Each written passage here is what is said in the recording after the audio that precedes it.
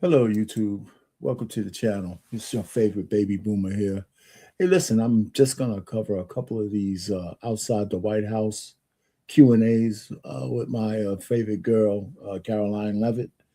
You know, some of these things we've heard. This was on Monday, I believe, and just a couple of short Q&As. I have this one and the one from a day or two ago, and I guess just going to react to a couple of things she said. Maybe what I agree with, what I don't agree with, what we could talk about, and all that kind of stuff. But so I just thought I'd try to play a little catch up. I had a lot of stuff going on this week. Man, the last 2 weeks, man, the market is kind of kicking my ass. But I always believe in recoveries. So here we go. Without further ado, let's see what she has to say. This is a very short one, and then I'm gonna follow up with the one from a couple of days ago.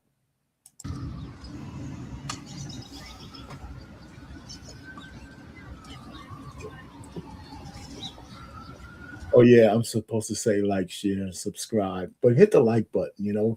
Just keep hitting the like button and all that kind of stuff. Matter of fact, if there's like hype this up, hype me up. What the hell, man? Let's just go for it. But okay, go ahead, Caroline. You're on. Hey Caroline. Happy Monday. Happy Monday. It stopped raining, so I'll take a few questions. Caroline, quick question on the trip to China. Will the president delay that if the war is still going on, and on that, has the president spoken to China about it? Yes. So the president looks forward to meeting with President Xi in China. This is a trip I know he's long been looking forward to, and I know President Xi has been looking forward to welcoming President Trump.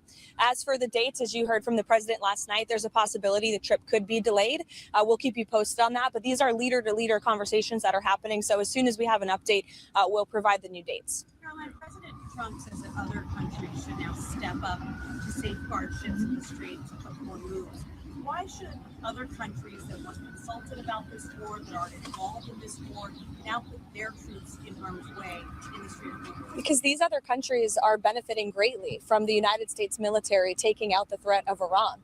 The rogue Iranian regime has long not just posed a threat to the United States of America, but of course to our Gulf and Arab partners in the region. As you see, I believe Iran has struck more than 300 civilian targets in the Gulf region. If you think about Europe, their ballistic missile capability that the United States military is currently wiping out was a direct and imminent threat to our European allies, as well as our bases in the region, which is why President Trump took this action in the first place. So these countries are absolutely benefiting from ensuring that Iran can never obtain a nuclear weapon. This is something not just the United States, but the entire Western world has agreed with for many, many years. So I think the president is absolutely right to call on these countries to do more to help the United States to reopen the Strait of Hormuz so that we can stop this terrorist regime from restricting the free flow of energy. And the fact that they are doing so just underscores why President Trump needed to take this action in the first place. Well, it's a couple of things here, right? Listen, I mean, as much as we carried all of those NATO allied countries, even though I think there's like an Article 5 they have in where they don't, if it's a war of just on aggression, somebody attacks one of the NATO countries, this could jump in. But the fact that we've done so much for all of these folks, protected them, just been the big bully for them. When this president or any other president asks them to lend a hand, that's for their best benefit, and for them to not be in the foxhole with us, it kind of tells you where we are in the world and where the rest of the world is. Now, understand, since this, a couple of other countries have said, okay, we're gonna help out, but the real point is, we don't got, where's our allies? And as far as the UK is concerned, I think that their motivation is that they no longer control their country. The Muslims do, so they're afraid of whatever sleeper cells are there. They are very weak in control. There's so many big provinces and territories in the UK that are no longer under European control, or it's alarming. So I can imagine, I can see why they've done and do where their stance is. They no longer run their country, and that's kind of a precursor to what could happen here if we don't wise up and stop, importing so many folks who have different kind of ideologies into our own country. The other thing is, and this is the disingenuous part of what President Trump and Israel are saying. How could you have so much control over their country, but you don't have any control over the Straits of Hormuz? That's the point. I mean, that one troubles me, right? You got all this control, but Iran still has control of something like the Straits. Why do they have control? Why do you need help with that when you blew out their whole infrastructure, military infrastructure and stuff? How come you can't take that out? Well, how come you can't protect that with all this superiority we keep talking about? So that's the only question I would have. Told the UK a few days ago that he doesn't need their ships, and now he says he does. The president spoke on that last night. He said that he wished the UK had stepped up sooner and quicker, but he continues to speak with our allies in Europe and is calling on them to do more, just as he did when he called on them to step up with respect to their defense spending in NATO. He's calling them to do more here, and I think you'll see that come to fruition. So why does the president feel like he needs 2,500 or so Marines in the Middle East right now? I would defer you to the Pentagon on that troop movement, and it's not something I'm going to get ahead of the commander-in-chief on. Yeah, and look, I'm not going to get ahead of him on any options that may be on the table for the president. So Italy and Germany both indicated now 8% of the ships to release in case NATO will refuse to do that. What is Plan B for President Trump? Right now, the president is being very clear to NATO and to our allies in Europe of what he wants them to do. And again, I think you're going to see that come to fruition. I would just add on one scheduling note later this afternoon, you'll see the president yourselves. He just told me he wants to bring you all in for the Kennedy Center board meeting lunch, so you can get ready for that if you're part of the pool today. And then, of course, at 3:30 this afternoon, he will be signing an executive order alongside the vice president to formally launch the anti-fraud task force, which will investigate fraud across the country. The vice president will be leading that. So you'll see them in the Oval Office later today. So I'll leave it to the All right. So that's the big one at the end there with J.D. Vance, the anti-fraud task force. This part, I think is very much bullshit. It sounds good on paper, but we had Doge for whatever length of period of time. There was supposed to be real fraud. We have Minnesota where we know there's fraud, and we know with every social program across all the states, and mostly the blue states, if we dug any deeper past the surface, we probably will find around $1 trillion or more worth of fraud. People are just getting rich on these social programs, but nobody's going to jail.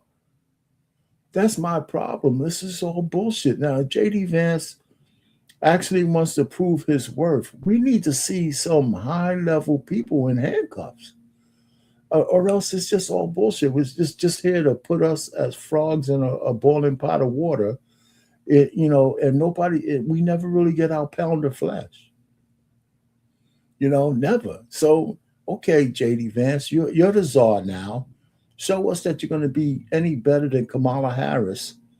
As a border czar, okay, you're the fraud czar, whatever they're going to call you, so somebody's got to go to jail, or else you're just full of shit like everybody else, so let's see how that happens. Okay.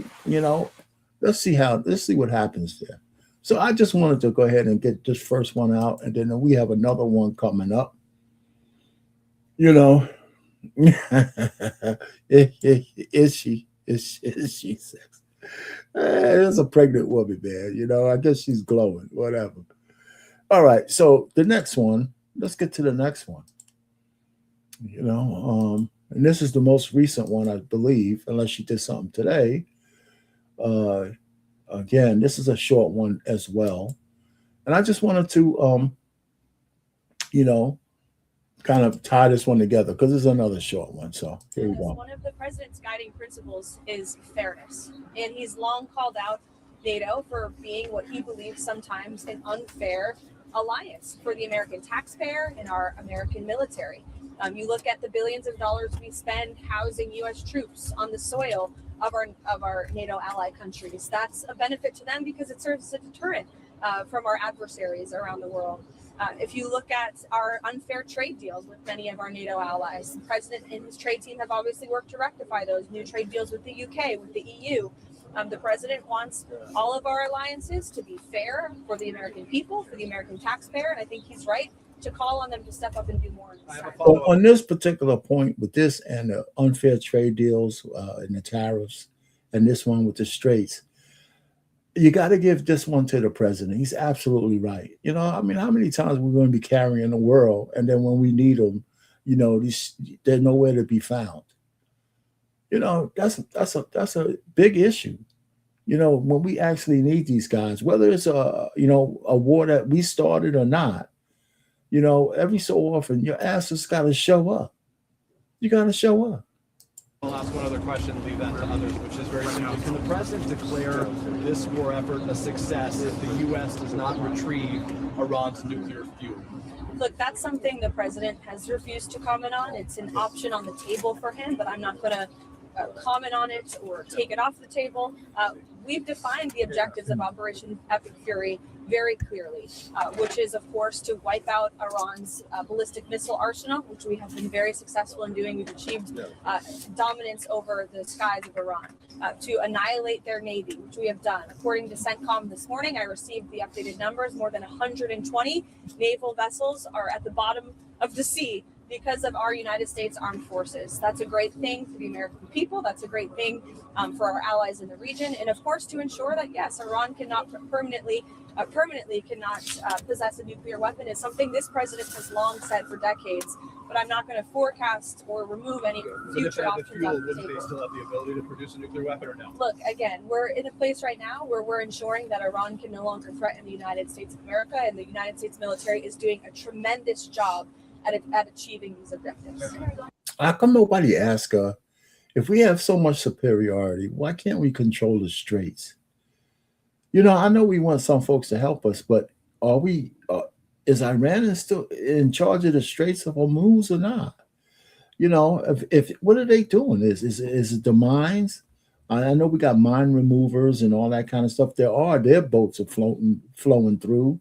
We're not blowing up their oil tankers. I think some of their boats are flowing through. Some of the other ships are I think they've opened it up a little bit. I think it might. Now, I don't know if it's resolved, but I saw some kind of news flash that they're opening it up to more countries than they did in the last couple of days. I don't know if that's true. I got to check that out. But, you know, how could you be in complete control and you're still beholden to these guys for anything? Karoline, is Tulsi Gabbard's job in jeopardy right now, given the Joe Biden stuff? Not to my knowledge. I haven't heard the president say that, nor have I heard him say that. So obviously that's a question for. I think Tulsi's next to go. Whether it's her fault or not, the kind of work that she does is necessarily undercover, right? Because of her position. So a lot of times she's out of sight, out of mind. And this guy who defected recently, that doesn't help her case. Because if he hates the president that much, why was he still employed? That shit doesn't make any sense. He had to make his feelings known to a whole bunch of people in him, because everybody acts like they're not surprised that this guy Kent, whatever his name is said the shit that he said. You know, first of all, I don't agree with him, and I'm not even in the service. Iran has posed a threat to us, whether it's militarily or not, for 50 years. They've been killing American soldiers. So if they had a bomb, they wouldn't defeat us in a war, but they could kill 100,000 people. You know, so that's why we had to get rid of them. You know, so I mean, to say that there weren't no threat was just bullshit. And you know, that guy should have been gone a long time ago.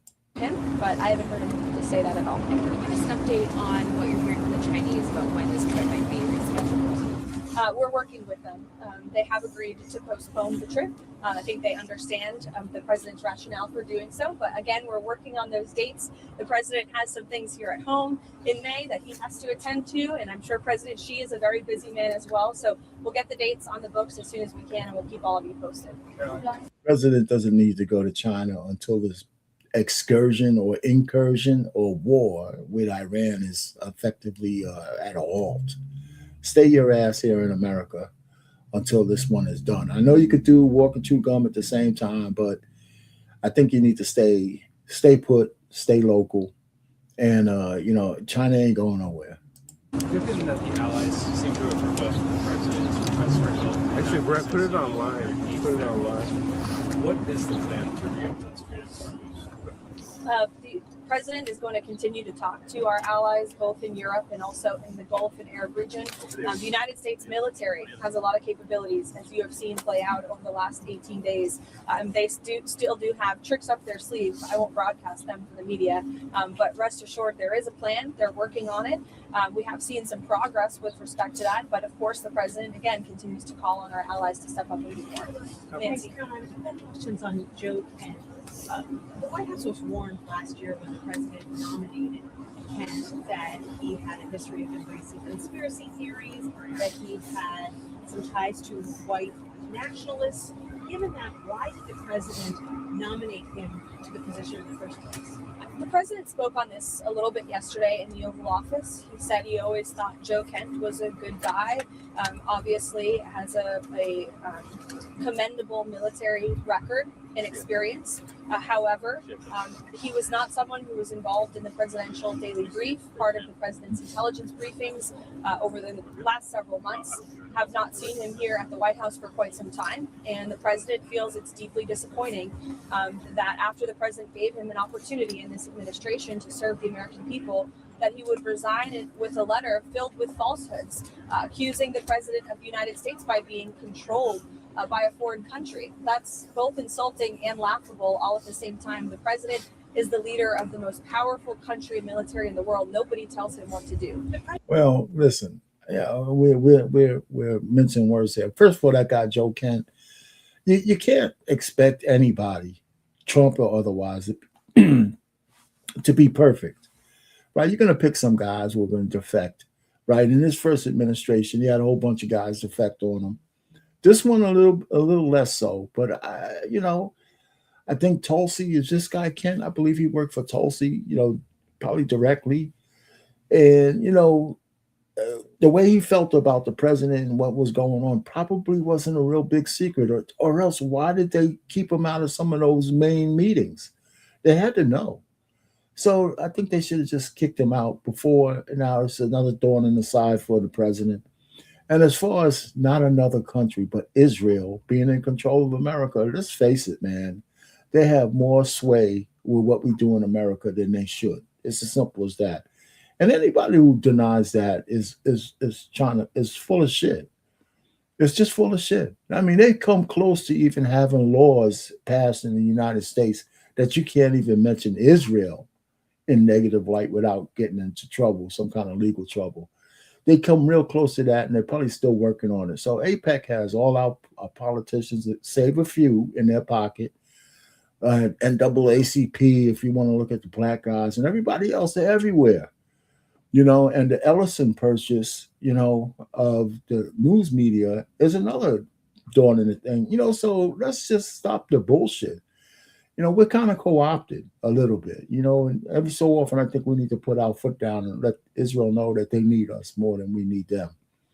It's as simple as that. And that hasn't happened in a long time, so, and that doesn't make anybody anti-Semitic to understand what's going on. So let's leave that shit on the side, because us and Israel being allies against Iran sounds like a natural thing, but let's make no mistake whose influence is who, So anyway, so that's where my position is on that, and everybody can have their own position. So let's just move on.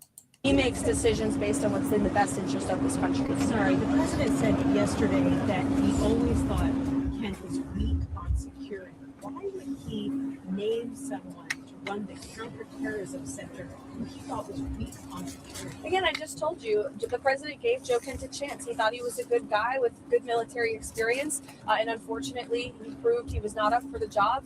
And we don't want somebody leading the counterterrorism task force who cannot agree that the number one state sponsor of terror in this world did not pose a threat to the United States. That's what another falsehood he said in his letter of resignation, which is just unequivocally false. It's backed by intelligence. It's backed by the fact that Iran was building ballistic missiles at a rapid rate to build a shield of immunity so they could build a nuclear bomb. And it's backed by the fact that the president of the United States made the decision to attack Iran before they could attack American troops and our assets and bases in the region. And that was, of course, a good decision, not just for the United States, but for the rest of the world. It should be commended. It should not be degraded in the form of a resignation letter that's riddled with lies.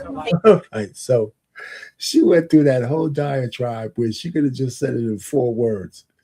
He made a mistake. That's it.